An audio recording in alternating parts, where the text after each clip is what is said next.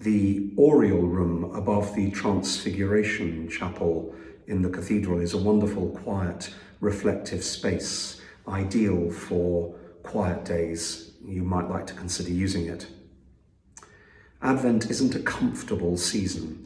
For all the tinsely, carol-singing, mulled wine-infused days of the run-up to Christmas, the weeks of Advent are actually shot through with scriptural ultimates. The last things, judgment, choice and decision, these are the themes of Advent. No wonder that we prefer jingle bells and liqueur chocolates in our Advent calendars.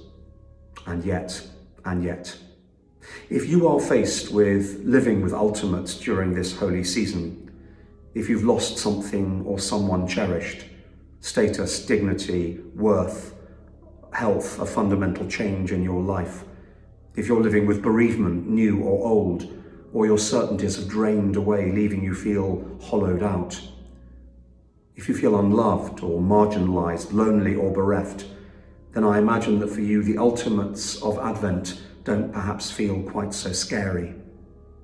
It's a truth of our faith that when we're impervious, blithely contented, blind to the needs of those around us, or when we're so wrapped up in our own lives, our family, our company, or even a good cause, that we can't see the neighbour who needs us, the impoverished at our gate, the one who's different from us, then it is that Advent comes to us, like our Lord says in that challenging parable, like a thief in the night.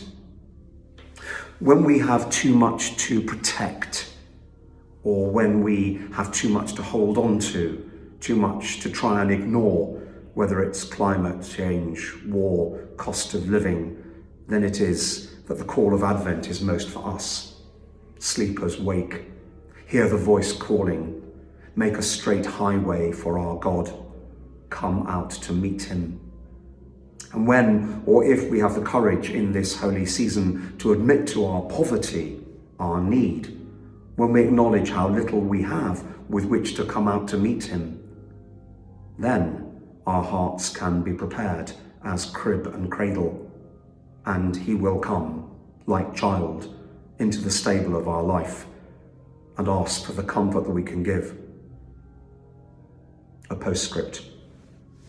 2 paramedics come into our cathedral quite often to sit, light a candle, perhaps even say a prayer to remember a hard shift handed all over. Last Sunday at Evensong, as I sat in my stall, a note was passed to me from those paramedics asking for prayer for a little boy they'd been fighting to save throughout their shift and had not succeeded. All they could do was to hand over all that they felt for him, for his parents, for his family, for all they'd striven to do to save his life.